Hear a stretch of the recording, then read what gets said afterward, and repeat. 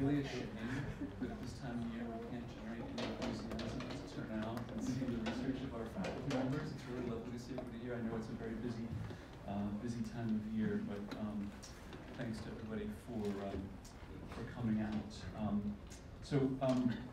It's been our format over the last several years to host the previous year's Kiley Fellow in a talk in this format. So we're primarily here to receive Zaneta Hong's work as Kiley Fellow, and I'll say just a few words, a brief introduction, hand it off to Zaneta. She'll have the floor for the better part of our time together to present the work that she's been doing, and then we'll engage in a brief discussion and have some time for conversations and questions with the group. Zaneta Hong has studied both at Cornell University and at Berlin School of Design and did her BFA in industrial design. She completed her MLA degree here at the GSD not so long ago. She's practiced as a landscape architect for a couple of notable firms and is now in private practice under her own name.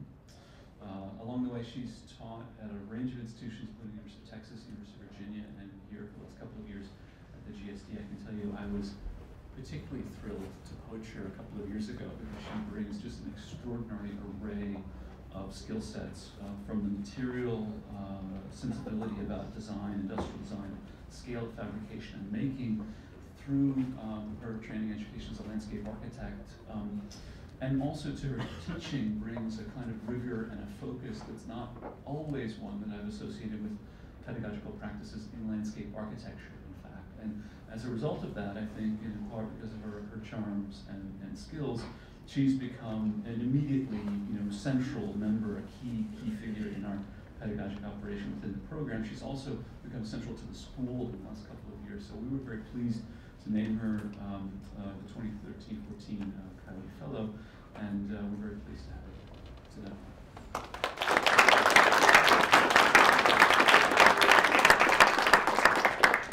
I first want to start off by saying that a bit of gratitude to Charles and to the Kiley committee for bringing me in, as much as thanks to Chantal, to all the media guys as well. Thank you.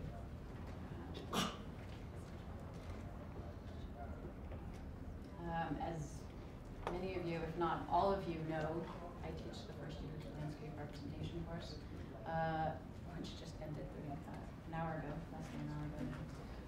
It's a course that surveys basic concepts, investigative tools, and conventions for landscape representation. It asks students to represent effective documentation methods in design, but also to understand that various modes of representation can be significant, tied to cultural and/or socioeconomic logistics of its time, its location, and the people who develop them. Students consider the influence of their two-dimensional and three-dimensional proposals through a series of topics. For example, analog, digital, hybrid. We also look at issues that are related to quality, scale, precision. Quality comprises the characteristics and/or properties that arise in the individual built landscape, distinguishes one space from another. Scale allows us to assess an understanding of proposed forms that are sized appropriately for human dimensions or other specific parameters and criteria. Precision, and I would add with tolerance, to generate detailed expressions of required conditions found for the site. Each of these individually, as much as in tandem, define a qualitative perception of the landscape and apply both optical and prototypical constructions. And another set of topics: observations, experimentation, and invention. Observation focus on a tactile documentation of the external world, providing us with a source of design expression. It demands an intense and sustained engagement, kinesthetic activity, as much as one of accurate recording. Reading, visualizing, valuing of site information. We know the physical and sensorial characteristics of site permeate this design process, and it leaves its inventory of design analysis. It provides us with a comprehensive assessment of place. Experimentation, to carry out an orderly procedure with an objective towards verifying, refuting, or even establishing the validity of a hypothesis. Experiments allow for insight into cause and effect by demonstrating what outcomes occur when a particular factor has been manipulated. These vary greatly in their goal and scale, but always rely on iterative, procedural, and logistical analysis and witness to its results. Lastly, invention. To follow the designer's digressions of an internal journey externalized by manifestations of successive constructions of form and material constructions. Another set of 3 topics: intention, effect, performance. The design process is always embedded with intention to produce proposed expressions, a requirement that has always been part of any design process. It often happens subconsciously, informally, and intuitively, but increasingly it becomes a much more explicit and rigorous aspect to practice. It establishes a common ground on which we base our design, research, and practice. Effects, they are observable transformations in an environment. A state can be considered the information of a particular system at a determined point in time. A difference in state can be thought of as information that is not the same at 2 distinct times. Effect then can be a combination of differences in a system. Performance, as an effect, is a measurable transformation in the environment. Performances, by their definition, are also comparable and quantifiable. They are evaluated by a material's fitness to address specific conditions, and they require the definition of an environment to be based on a set of parameters. Their measurement can be directly, partially correlated to changes in a parameter's variability. On occasion, during this landscape representation course, I also collect and organize disparate characters as much as topics and bring them together under a similar theme. For example, my lecture of the 3 Khans. Louis Kahn, the American architect; Ned Kahn, environmental artist and sculptor; and Wolf Kahn, the landscape painter. Each individual envisions networks, experiences movement and flow distinct to their own practice. I've always wanted to add a 4th Khan, the Khan from Star Trek. Pull that one in together. Operations, method, and practice.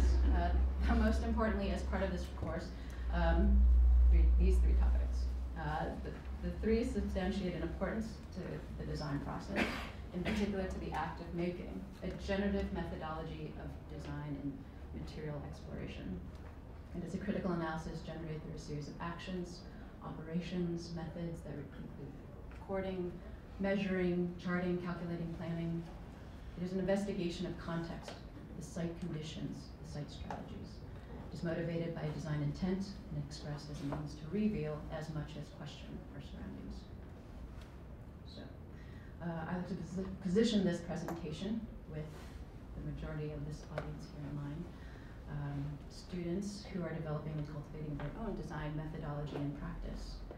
I want to share my experiences applying a materials-based process and a series of design representations to do so. So essentially, I want to talk about design, which I think is a fair discussion, but it is a very hard one when you're standing in this room, in this building, if you're graduates of design. We understand designers can find agency in the profession in many ways. Designers are paradoxically generalists and specialists. We are trained and practiced in creating organizations and logistics and across disciplines and manners of practice. Investigations can take on many forms. Even though the projects that I'm presenting today can vary greatly in the modality, they're all part of a larger body of work built on ideas of iterative processes that deal with material information and composite forms of communication. The quote here is, read this, it's from Jonathan Ives, designer at Apple. I'll read this. What we make completely testifies to who we are. Through the object that I sat in front of, I had a very clear sense of the people that made it. I had a sense of their values, their preoccupations, the things they cared about, the reasons they made it. It was this sort of vicarious communication. I had a really clear sense of this opportunity, or this company, that I didn't know anything about and that had never happened to me before. To speak about this creative process is to say that it's an exclusive and fragile practice, where small decisions can define profoundly different situations. However complex as it may be, at its core, design is meant to expose a challenging and sometimes enigmatic form and study of form and program. The study begins with material expressions, drawings, models, prototypes, and simulations, and in knowing where one situates themselves within the context of landscape representation can then acquired practice emerge and be recognized.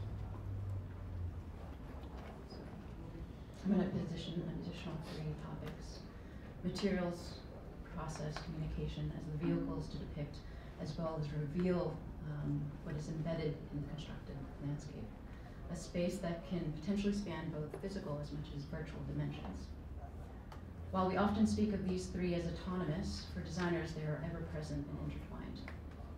The terms and concepts that they carry with them suggest a framework which the products and landscape and design, research, practice, and education can be structured and extended. I bring to you this lecture. It is a journey of 3 topics. It's a journey in 3 acts. To note, the 3-act structure is a model used modestly in writing. It divides a fictional narrative into 3 parts: the setup, confrontation, resolution. Although this outline can be pretty restrictive, it can also provide patterns and correspondences between ideas and their association. So, here we go. The setup, Act 1. The setup is the exposition of the main character, me, and the relationships in the world that they live in. The character, A, attempts to deal with an incident that leads to a second, more dramatic situation, known as the turning point. The character, me, realizes that life will never be the same again. Materials-based research and design as a conceptual agenda has allowed me to establish a data-rich understanding of material potentials and design potentials. Likewise, it has provided a more expansive view of practice and a place within a larger cultural and environmental context. Challenging information-based practices, including its organization, extraction, and dissemination, have become important to my designs and to my practice. So way back in the day, this was my Penny White traveling fellowship. It allowed me to travel to multiple countries in Europe to firsthand observe and document the application and installation of commercial products. The premise of this research acknowledged that nothing could be more disappointing for a designer than a failed project. Failure in anticipating its misuse, deterioration, omission of or poor quality in material selection and construction. It's undeniable that there are certain variables that are out of the designer's hands. However, the execution of a design from its conception to construction succeeds by gaining the experience, the knowledge, the know-how of the systems, processes, material technologies that define them. That's me turning in. Act 2, confrontation. Typically depicts the character, in an attempt to resolve a problem initiated by the first turning point, only to find him, or in this case herself, in an ever-worsening situation. Part of the reason main characters seem unable to resolve their problem is because they do not have the skills to deal with the forces of antagonism that confront them. They must not only learn new skills, but arrive at a higher sense of awareness of who they are and what they are capable of in order to deal with their predicament, which in turn changes who they are. This is referred to as character development or character arc. Granted, this cannot be achieved alone, and they're usually aided and abetted by co-protagonists and mentors. These are my co-protagonists, my mentors, my facilitators, the co-conspirators. This includes my parents, which are right there in the middle. I'm ahead of my parents, mom and dad and mom. Okay. The force of antagonism.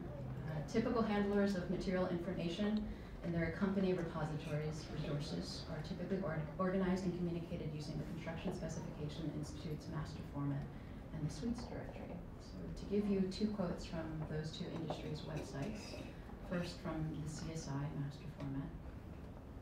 Construction projects use many different kinds of delivery methods, products, and installation methods, but one thing is common to all: the need for effective teamwork, but the many parties involved to ensure the correct and the timely completion of work. The successful completion of projects require effective communication amongst the people involved, and that it in turn requires easy access to essential project information. Efficient information retrieval is only possible when a standard filing system is used by everyone. Everyone. Master format provides such a standard filing and retrieval scheme that can be used throughout the construction industry. Couple this with the Suites directory, quote from them. Suites is the construction industry's most used and trusted source for building product information, where AEC, architecture, engineering, construction professionals find the most comprehensive and reliable content from trusted manufacturers. They like using the word trusted, and it really compels me to put the word trusted in my course syllabus. Thinking that all of you will trust me. That's another conversation another time. Master format and the Suites directory are both cataloging systems that list titles and numbers for the material classification, the goal of which is to facilitate the specification of materials for the purposes of standardizing construction notation. This method for categorization contextualizes materials, in particular commercial products, exclusive to manufacturing processes, construction requirements, and/or even intended work results. The CSI master format facilitates in some way a linear rationale where materials are intended with only a singular predetermined outcome. It positions designers as much as engineers, contractors, clients, all on equal footing with one another. It acknowledges the singular correct or preferred manner of application so as to forecast its anticipated effect and overall performance to always be the same. So this is the rising action. How we engage materials in our day-to-day are extensions of how we, as designers, perceive, understand, and value their inherent and viewed properties. Inherent qualities define the given properties of its formal expression, and viewed qualities those that are acquired as a result of processes applied to its formal expression. Compositing physical and phenomenological states and the application of various materials and programs included. This engagement governs how we process or infuse these qualities into the design processes. It includes how we characterize them and communicate. The basic expression of material information as attributes allows for the division of these logical groupings. Materials in general share a select set of stable attributes. They can be thought of as both inherent and intrinsic topologies. As you see here, naturals or woods, metals, polymers, ceramics, glass. The stability inherent in these types of typologies allows us to predict their potential performances and develop techniques for potential extrinsic manipulation. As designers, these concerns are unique when compared with those of other disciplines of industries who are also invested into researching and applying materials information. For an academic setting, where design, research, innovation are all on equal footing with practical know-how, the question of a materials-based process was one that I was interested in developing here alternative answers to. Working here at the University of Texas in Austin School of Architecture and its materials lab, the focus here was to understand the intrinsic capacities coupled with the extrinsic possibilities from the point of view from the designer. How these qualities impact, engage, intervene at various stages of the design and construction process, and more interesting, how they could produce potential abnormality within a communication framework. Extraction and the organization of this material information collected from the database and website was presented in two forms. There's the back end, which is the metadata, you can see here by just a series of Excel spreadsheets, which allowed for continual reorganization and sorting. And its front end, an open source, public, and what I would say user-friendly interface. All the material information required a metric for which to be translated and simply a point of view to assign value to those metrics. It's in the division and the recombination of this type of information into particular data sets that expose the qualities of a material. The database and website seek to express those findings and relationships by defining each material still as a multiplicity of potentials, yet limitations and constraints as well. The goal of the materials lab was to facilitate the embedding of this approach to the research and design process for the School of Architecture, where students, faculty, researchers can all explore and investigate materials information with unbiased, equitable, yet also highly controlled metrics.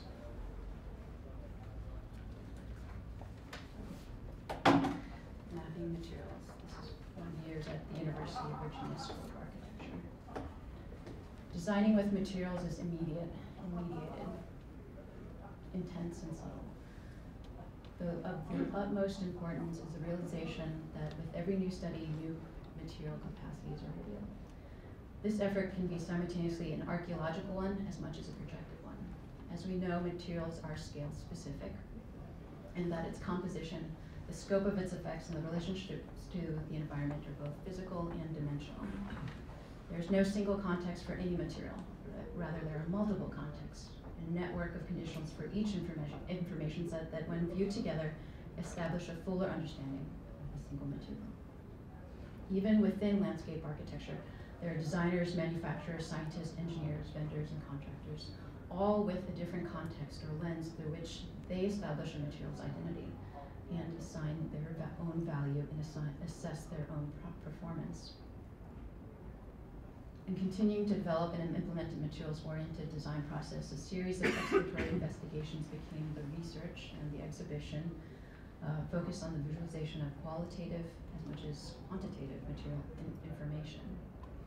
The circular organization of each mapping allowed for the 5 material categories: composition, form, process, properties, and applications to be non-hierarchical and non-aligned. It equalized differences in context, inviting intramaterial as much as intermaterial potentials. What this research was meant to do was not so much reiterate information that's readily available, but to unearth the overlooked or the marginalized data. As much as we can realize data is cheap, ubiquitous, and readily available, it reaffirms to us as designers to give data both its meaning and its direction. Moving beyond the basic data sets provided from previous materials collections, these mappings were meant to communicate a time-based component. It assigned value to a dynamic, shifting, and ever-transient set of properties that were affected by global economy, politics, and trade. It was through an information-based practice that these material identities were formed. Act 3. Resolution. The climax is the scene or sequence in which the main tensions of the story are brought to their most intense point, and the dramatic question, for the most part, is answered. It leaves the character with the series a new sense of who they really are. Transformations utilize specific material information to generate composites and compositions. Loosely defined into either procedural or corporal, transformations are the way in which we define affinities and generate juxtapositions, develop specific combinations of informations that yield a desired effect.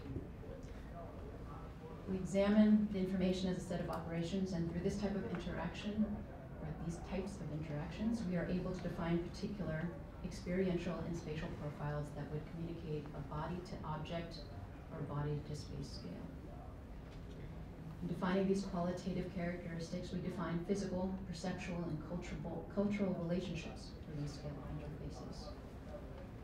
Transformations are acts of material craft, and this craft still relies on literacy and understanding of capacities and potentials that are dependent on establishing organizations, operations, and effects. In this given framework, a designer can investigate the relationships between personal explorations and its translation into new forms and unforeseen applications.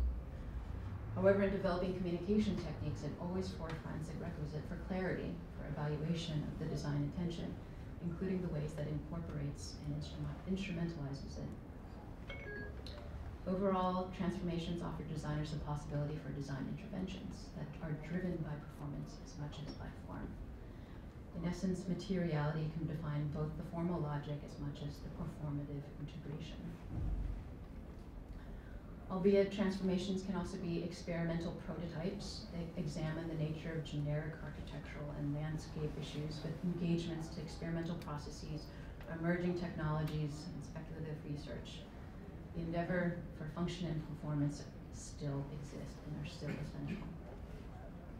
To speak directly to landscape design, the ground is the site and the material for engagement. As landscape designers, we manipulate and represent a superficial form through variations in morphology, dimension, slope, all in order to express the qualities of a given system, environment, and or an effect. So we arrive to yet another force of antagonism. Directly reshaping the surface of the earth to provide capacities not immediately or adequately available has come to constitute a distinct set of motivations and forms. As landscape designers, how do we study? How do we model? How do we evaluate the formative elements of the ground? This anthropogenic surface and its histories, its topologies, the materials, and the operations. Through the confluence of the earth sciences, the construction industry, and design practice, the landform surface represents the fastest geological transformation in Earth's 4.54 billion years. Humans are responsible for the movement of more Earth than all other non-anthropogenic mechanisms combined. To consider ourselves as geological agents, we account for the relocation of more than 120 billion tons of Earth per year, or approximately twice the volume of Mount Fuji each year, or 42,000 pounds per person per year. I know that some of you are doing that in your first year projects. Some of you are 42,000 pounds of right now. Agricultural and industrial activities make up the majority of this movement, such as mining, farming, grazing, and damming. We think of these as landforming processes, where the intention is to extract energy and materials from the earth and or affect an end product found in the landscape. We can say the landforms that allow for these extractions, interventions, are essentially byproducts of a larger human project. And so with this last project I'm presenting, the Landformation Catalog, although it's very nascent in its development, it's still meant to reveal generative methods of landform, design, and construction. It attempts to make formative correlations to materials, operations, technologies applied to landscape design and its adjacent disciplines. I also should preface this research in its upcoming exhibition here next semester that it's a collaboration with one of my ongoing conspirators, Michael Beeman, in addition to a few research assistants, Sarah Canepa, and we all remember Phoebe White. Landformations can generally be classified as originating from two sources: endogenic, coming from the earth, such as igneous or volcanic activities, and exogenic, coming from outside the earth, such as climatological activity. The combination of these two origins of geological formation span from the microscopic or biological reactions operating at a few microns in thickness to expansive glacial movements which can cut hundreds of meters through the earth. The collection of landforms in effect constitutes a shallow zone of human interaction. This zone is comprised of programmed, assembled, constructed surface for occupations, and this is the given space for landscape architecture. Human activity does not have the breadth of scalar difference when compared with geological activities. With exceptions, the majority of anthropogenic landformations do straddle this 30-meter zone above and or below the Earth's surface. The surface forms a continuous field of materials in both subaerial and subaqueous environments and can vary between 8,848 meters above and 109,110 meters below sea level. If I'm wrong on that, I'm going to blame my conspirator. Categories and systems. Landformations are the features that differentiate the Earth's land surface.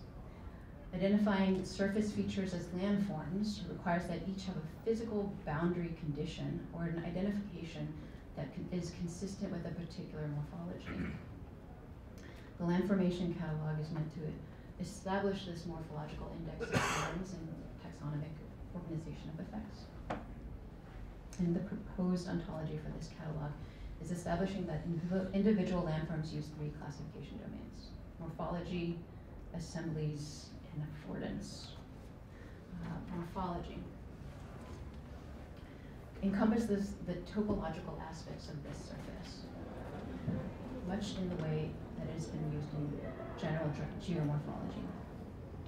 Assemblies encompass the materials, technologies, and processes that are all employed to generate that landform. Assemblies constitute the systems of production which have been brought into relationships with one another to create these individual landforms, and affordances, which encompass the reading of its utilization. This includes a landform's program and or intended purpose, in as much that makes it possible and perceivable. Affordance may also include unintended or unsanctioned uses, cultural meanings, and political definitions. And to elaborate more on this last topic, affordance, is the perception of use for a landform. Its surface materiality, its shape, slope, size, all of which that define how we might use it. For anthropogenic land formations, some affordances are programmed and are at least in part the motivation for their creation. However, as we see with skateboarders, any object that can be used will be, after all, the rail, the pipe, the vertical wall, and the ramp all started off as other things, other programs. Affordance then is the set of potential uses determined by the viewpoint of the user. Landform affordances varies, and the determination of affordance can be manipulated by others becoming part of the landform's environment.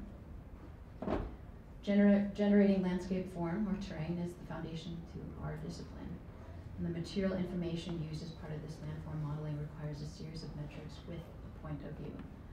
The catalog helps to reveal an understanding between the relationships of information and form, and aims to be an alternative categorical structure, an analytical framework for exploring landform inception as much as evolutionary development. So to conclude, generally speaking, we have all misused material information, using it in ways other than what was intended.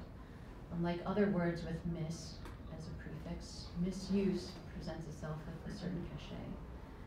This positions a study of materials where finding ways to create something extraordinary out of something common become either a motivator or a solution. The physicality of materials alone can provide an immediate, a limited perspective. It neglects the depth of dynamic, ecological, economical, and social dimension. And uncovering material identities attempts to understand these comprehensive, sometimes complex networks of people, places, energies. How we utilize materials and information becomes essential to design education, research, practice. However, with developments in technology, mass production, and quality controls, rarely do we ever seek or experience materials applied in unspecified manners. However, when this does occur, anomalies do emerge to produce novel solutions to design problems. And from these application abnormalities, coincidences, or even serendipities, whatever you may want to call them, design solutions exploit unexplored capacities within a given material. These new applications become part of a collective body of knowledge, and it is through these material utilizations that new context can be formed and contents exposed. Thank you.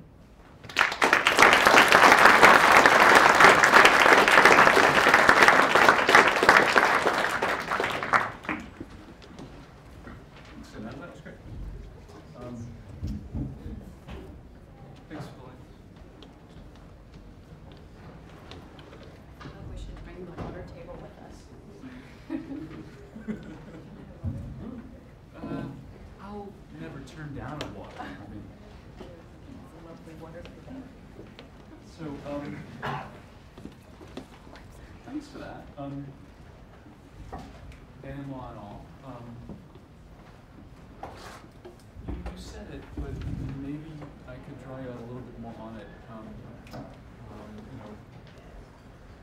We have this conceit of the year, right? With the idea that in addition to teaching, in addition to helping out around, kind of convening the community, helping us administratively, you'll have this period of time to work on your own interests. Thank you. You're regretting not having the table. I know you are. So, you said it, but I think because it's November and it's almost Thanksgiving, and it may have slipped. What was the focus during the year? So what did you do? I mean, I think people have a pretty clear sense of the backstory and the arc, and that's really helpful to put as context. And obviously, the teaching is quite central as well. But in the context of your research as Kiley Fellow, what did you work on during the year? What was that project? I can talk a little bit more about my practice, teaching practices. Hello. let me talk about my two practices, a lot of which took up some time with respect to how I began to develop this process. And, I have two offices, one Beta Flow, which is really about speculative research, about experimental processes, of which we ended up doing a series of installations, predominantly looking at and exploring with materials and fabricating with materials. In that time frame, there's a second office. There's a certain sort of bifurcation in terms of how myself, my partners began to think about or how we wanted to practice within this sort of larger design profession. The second office was a nonprofit,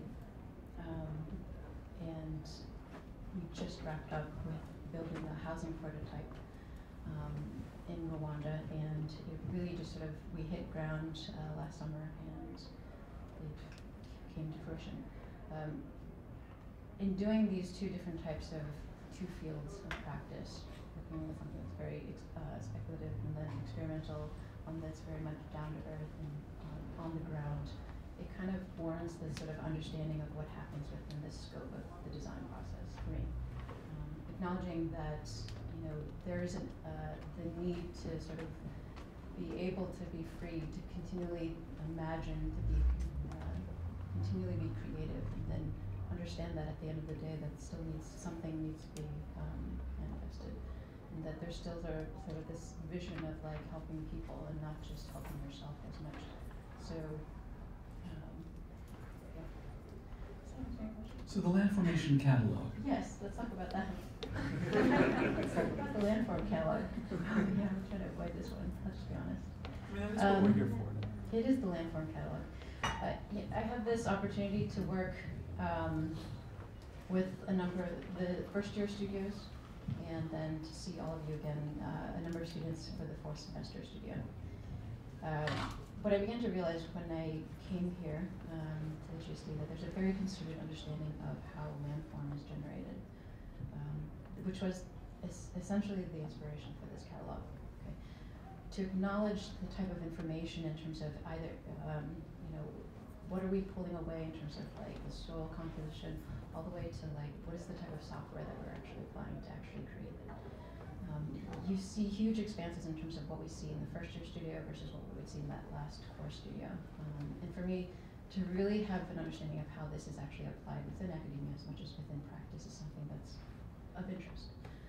And how this research is going to be evolving. It's still evolving, it's not over, it's very nascent in the beginning stages, and I'm hoping that it creates some correlations in terms of how we begin to predict landform being conceived, not just like in the next couple of months, or the next couple of years, but how it can actually begin to be generative in decades or centuries from now. I mean, as a part of the committee that found this work so stimulating, I mean, among the things that's remarkable about it, I think, should be mentioned here. I think it's fair to say that we too often in our field, come from an intellectual history that might be described around the term geologically determined, right? That we have a tendency to view the geologic backstory of our field as overwhelmingly dispositive as to what one should do. And what one should do both in terms of, you know, design, quote unquote, but also from a kind of moral imperative. And I think unpacking that, the potential of unpacking that and saying, well, no, in fact, we as human agents are changing the earth radically all the time. And that as designers, we're already in that métier. And I think a part of the promise of this work is to fold it in as a cultural practice, you know, that we're always reshaping the earth. And yeah, there's a geological crust there. And knowing something about that is not trivial. But it might allow us to transcend one of the bigger challenges for our field, and I think for our department historically, has been the idea that, well, geology should predetermine our interventions, no? And so for you to fold it and say, well, no, hold on, I mean, the shape of the earth is also something subject to design culture, equally material science, is really quite powerful. So what I want to do, and I want to spend, you know, time, you know, responding to the questions that you've got for Zaneta, and not just, but this is one of the moments that I have where I can, you know, steer the conversation a little bit. Let's talk a little bit about venue. So, you know, one of the conceits of the fellowship here, one of the structures of academic work, is that you do your own research, and that research produces knowledge, and that production of knowledge then is disseminated, right? So we've talked a little bit about the project. It's obviously a work in progress. Talk to us a little bit about where this work will be disseminated. That is, the forms that it might take. You've given a talk, now there will be an exhibition in the spring. Those are two venues. Are there other venues? How will you disseminate this work to audiences? And this, just to be honest, my collaborator, it really kind of freaks him out when I say this, but in terms of the experiences that I've had in the past working with the Materials Lab database, this is information that's meant to be open source. It's meant to be digital. It's meant to be live. And for me, it really wants to embed itself as much as an academic resource or as a practice resource. I've always found that every time I visualize this type of information, that it's meant to have an online component. So in some ways, I'm hoping that this catalog is going to reemerge within your computer screens in some time. If I may, though, I just want to add to your earlier comment. When I applied for this Kiley Fellowship, it rings the bell. The title that I had as part of my proposal was called Processing Latent Data. Okay. So in that reference, in the reference of this information catalog, it really acknowledges the type of information that, although they may be like on the surface, we're trying to dig deeper and see the other types of information that are very much relevant to the design process and to the design decisions. And in some ways, where this research has taken me is really sort of expanding beyond landscape architecture. We're going into storylines that deal with geology, anthropology, economy, and really understanding how they begin to view landform conception. In some ways, it really begins to distort the landscape designer's agency in actually forming the landscape. And it's very much making my sort of perspective much more expansive, as much as really at this point trying to isolate moments within sort of this cross-section of history of how these individuals come together to make this final transformation. So an online catalog. Yeah. Also in print or no? Maybe. Okay. Let's talk about peer review. So we like you, we like the work. I'm peer. But because we work together under the same letterhead, it probably is not the same thing as having somebody else say that it's of some value to the field. So in the open source online world, tell me, how is it that the field produces knowledge? What kind of disciplinary formation could you imagine for that kind of work? In that regard, I mean, of course, I would love to see this in publication. As a journalist, I'd love to have an actual catalog from this. But in pushing it into the sort of web interface, I do think that it really begins to have this cross-collaboration within the disciplines. I mean, as I said, with sort of the master format, the suite strategy, I mean, this is a conversation that's meant to be broadened beyond the design discipline. It's meant to be an engineering conversation. It's meant to be a contractor's decision, anthropologist's decision, scientists. So I want this to be a venue to which all the parties can be involved. Why the virtue of breadth? Breadth. I mean, why should we be making this, like, why are we communicating to geographers? Why not? Why not? No. I think it's essential. It's essential. I mean, it acknowledges that, we can't just be, as designers, situated in front of our computers, and we are the sole owners of our designs, and we are the sole fabricators of our design expressions. It really, I'm wanting it to acknowledge the fact that it takes all these other parties, and to have a bit more of a cultured or a bit more sort of robust design, it involves geology. Well, it does raise this question of the analog to the CSI or the suite specification. Like, to what extent is the landform catalog an analog to that? I mean, I think that's an interesting question. I mean, for me, it also, ideally, would also contribute knowledge to our field, or to our fields, at least in this building, to begin with. And so in that regard, the question is, well, how does that work at disseminated? How does it contribute to the advancement of knowledge, et cetera? So, my last question for you before I open up to the audience is more specific. You mentioned topology. Giraud for the last year and a half, Christophe Giraud at Zurich has been flogging his topological theory, which I'm not uninterested in. I'm not a first edition subscriber yet, but I understand the aspiration of the project to have something equivalent to the project of the tectonics in architecture. Something that this tectonics in architecture has a certain kind of backstory in the late 20th century in which it was a kind of unifying theory for a decade or so. It was an attempt to look at structures, materials, but their cultural formation in a way, in certain predictable or at least legible patterns over time, so as to produce a unifying theory. And it was very powerful for a period of time. I think time has moved on now. And so Giraud has proposed recently this idea of topology, and he framed it the other night, last week, as a topic that really began in philosophy, and then got hijacked into mathematics as almost purely instrumental mathematical concept. And he's been trying to take it back as a kind of unifying theory for landscape architecture. He would agree with your assertion that we work primarily with the surface of the earth and interventions therein. And at the same moment, he thinks topology might be available as a kind of equivalent project to a unifying theory that has a material but also a spatial. What do you think about that as a project? Is that something interesting to you? Is that allied to what you're doing? Or? No, I loved his lecture this past week. I was compelled in terms of the way that he was presenting his work. It was a strong emphasis in terms of some of the extraction of data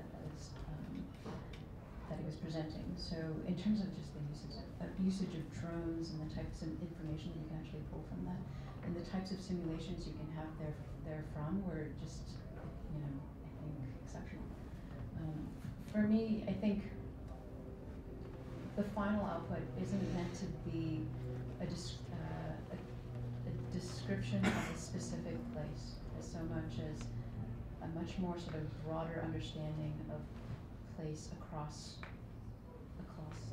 regions. Okay, so let me explain that a little bit, in the sense that although you can see images of the sunken garden, that this is a larger acknowledgement to how a particular landform can actually operate under any conditions or any other sort of context.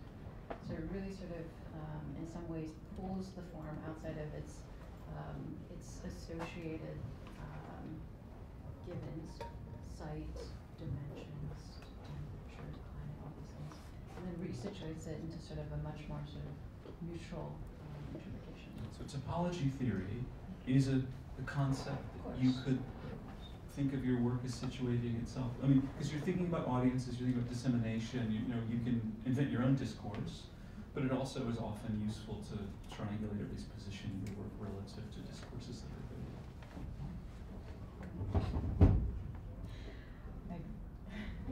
All right, so maybe you guys have questions.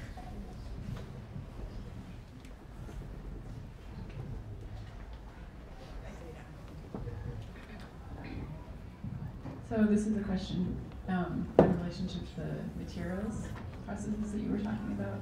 And I'm interested in your, I guess, process of experimentation when trying to sort of discover new affordances or affordances that are not perceived. That's really interesting, and I just like to talk about that.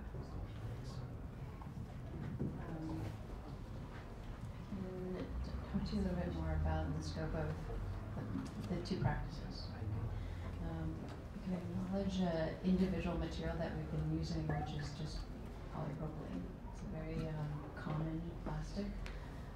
In both of these offices, we've situated it with using it as a parametrically driven building unit that actually begins to be assembled to become a wall. So in some ways, we're really understanding this material, polypropylene, as a sheet, a surface, and how that begins to become a much more sort of volumetric condition. On the opposite side here, we've used polypropylene as another sheet condition, as a surface of earth bags. Okay. and then how that is actually implemented, assembled to create wall structures, and then eventually this house.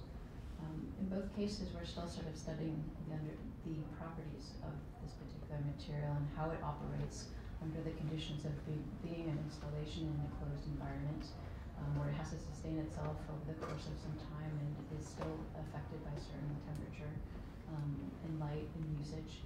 But then it's also reflected within the understanding of its external properties. What would happen when it's actually situated on set, out in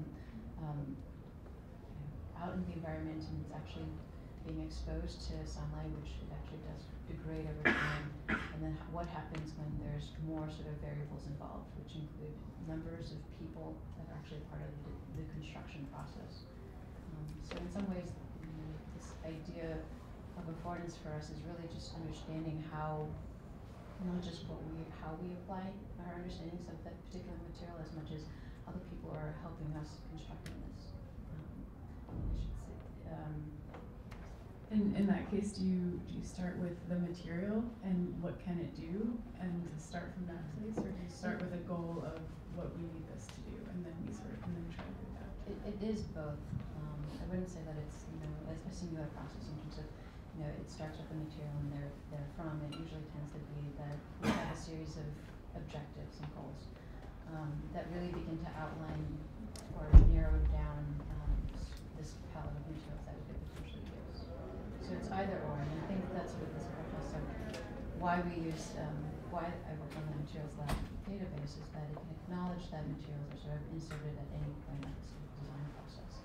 It could be the driver, something that's defined as beautiful, like translucent concrete, and then all of a sudden you want to apply it to every single piece of surface that's in your design, or it's something that's, I need something that's, has these various types of properties, and I want to, I want it to be conditioned within this particular location. It's only like something found in Europe, and then as you begin to narrow down these filters, it really begins to narrow down the material itself. So it works both directions.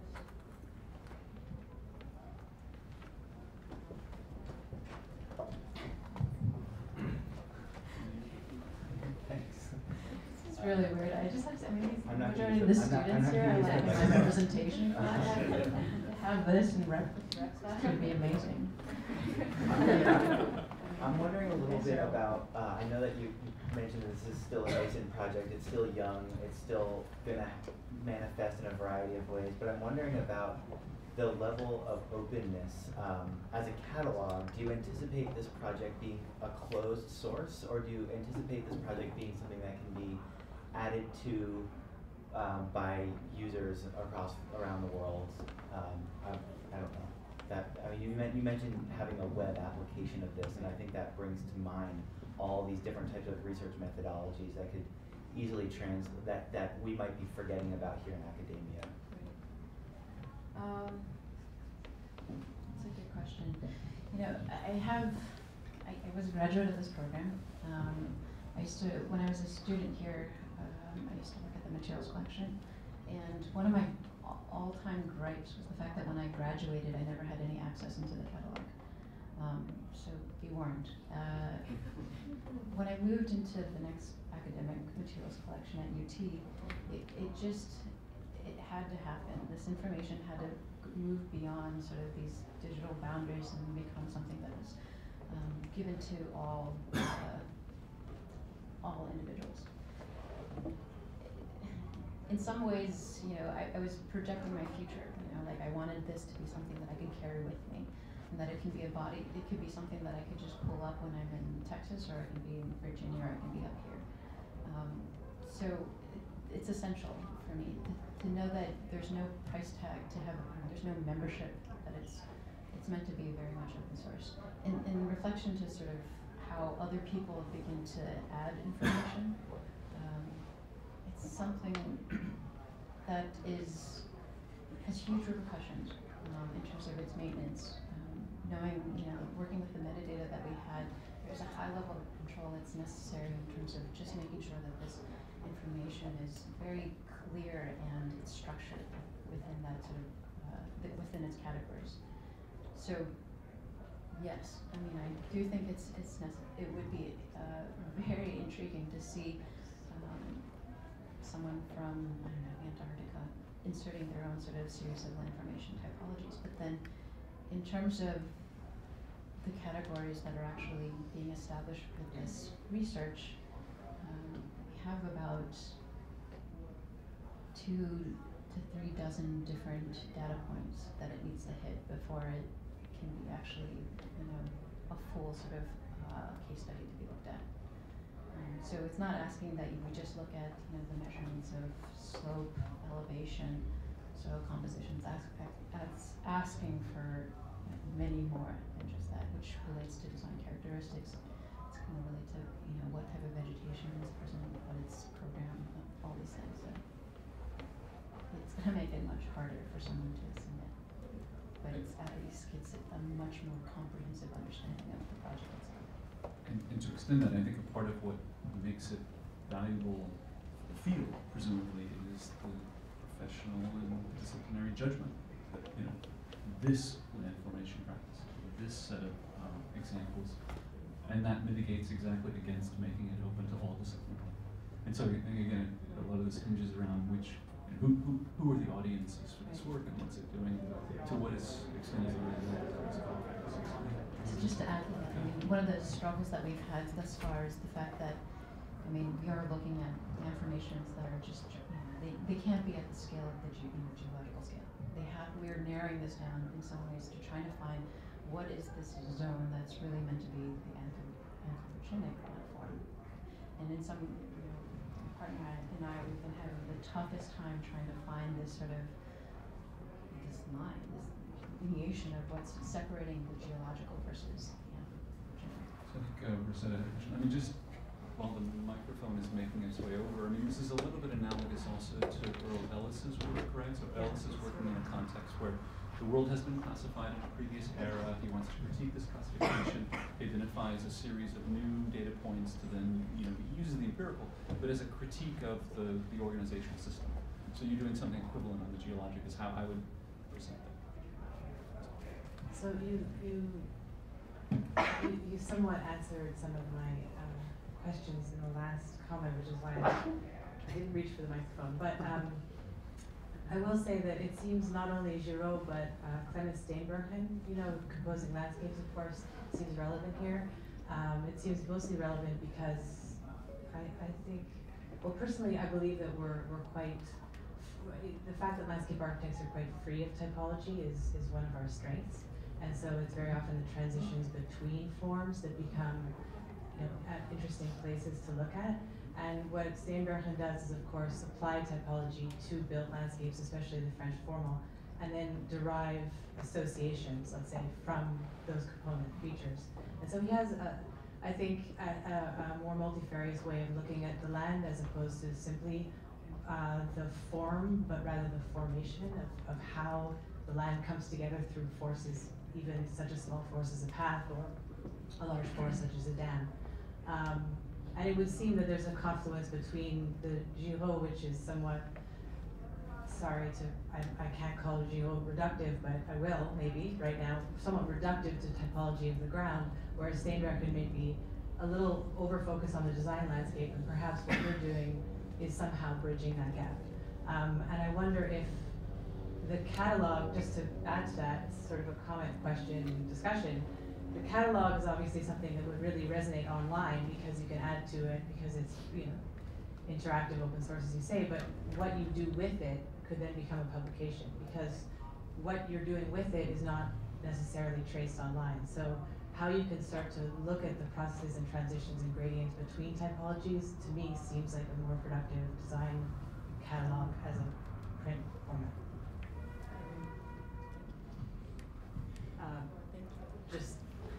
I could make it into a question, but. Don't you think? So, do you like being between Steenbergen and Giraud? How about? Wow, that's good. That's a good place. Quite a sandwich. The parallelism between typology and the tectonic project. So in architecture, let's say, these were not exactly contemporaneous, but they were, in a way, alternatives.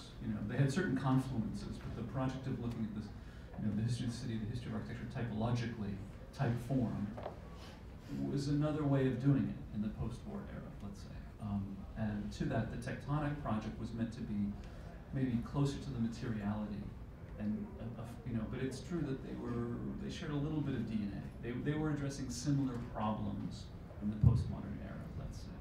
I think Frampton was particularly nervous about being dragged into debates about the city and postmodern style borders, and so he felt like typology was maybe a little too close to that. But to bring in Steenberg and think of landscape as a typological question as opposed to Gilles' topology, I think is very productive. I have a question about catalogs, I guess, because you talked about the UT Austin catalog, easy to use, but incredibly heavy. Often that involves taking data and information from really diverse in a number of diverse ways and making it all look the same. And those forms of data collection is kind of very different. Degrees of precision or tolerances can imply very different things. And I was wondering what degree you thought the means of observation for the data collection is catalog, but that's something that you're concerned about. Well, for UT Austin, one of the beauties is the fact that it not only has the digital database, it has the physical collection. So it was always meant to be coupled with the fact that there's a physical material that's present that is represented once more in digital format. With that said, I mean, the observation is key, right? I mean, how you images of like bricks, right? Like how you see that on the screen versus like literally having a brick in front of you and holding it in your hands. You can't mistake the sort of experiences that you have between those two. So it's essential, especially within this context of material. Joy? I have a question. I have a question in terms of your career trajectory. At what point did you clearly have interest in materials, starting from the GSD, but at what point did it click that this is like kind of a methodology of approaching design and design landscapes? Like, was it kind of through your research at UT or when you first started teaching and had students kind of apply?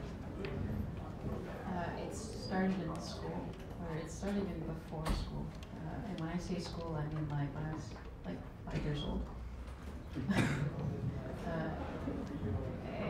Ever since I was a kid, I used to always play with things and used to paint growing up before I entered college. And by the time I got to undergrad at Rhode Island School of Design, a lot of the practice in industrial design was really playing materials. I use the word play lightly. It's really sort of understanding, the capacity of a sheet metal versus, a block of wood. This sort of found itself in semester-long explorations where, the class would just be about wood, the class would just be about metal, the class would just be about ceramic. And through a series of projects dealing with that particular medium, you begin to realize all the things that can be. So in some ways, it's when I was a student that really these ideas of working with materials kind of emerged, and they've always been part of the practice of being able to make with this sort of physical object, and it has the power to be very integral as much as sort of significant to this larger design process. But then it's, when I moved into the UT Austin UVA, it really sort of, I kind of saw the flip side of this, where it's not just about the physicality anymore, that it's really, as I said, it's a lot of this inherent, this latent information that's embedded as part of that material. And in some ways, I feel where it's taken me is really sort of, it's a constant sort of coupling of what's happening in terms of what we see here in the studio, which is like a lot of like making, but then it couples it in terms of like stepping back and acknowledging sort of the larger repercussions of using this particular material. I'm really not really holding this. We gather that you like to use your hands, Yes. and that's not really good for my technique. So, last question. We seem to have reached a kind of tipping point of some kind. I'm not sure what happened. Maybe there was free lunch somewhere. So you mentioned you discovered materials when you were 5 or something, and that's cool. And so when did you stumble into landscape? How did you find landscape architecture? When was that? I told this to a couple of you already. When I was at RISD doing industrial design, I did the year before I graduated, I ended up doing a landscape architecture studio. So bear in mind, I'm in industrial design, I'm creating all these products. I even worked in the profession, making like all these sort of accessories and all these bottles and everything. And then this landscape architecture studio, the theme of the semester was landfills. So within the first month of its research, I mean, what do you identify in the landfills? Every single object that I just designed in the last 2 years within that department. So in some ways at that point, that was the turning point for me in that I began to realize that the repercussions of what I wanted to make weren't going to be meant to be in a landfill anymore. They had to be something that had to be well beyond sort of this larger experience of someone one-to-one, something that was dated. Working in landscape it was the right direction. It was very timely, and this is the perfect field for all of you. There's not the final word. Who can argue with that? So we're looking forward to the exhibition this spring for Kiley. Yes. Thanks very much. Zaneta Hall. Thank you very much.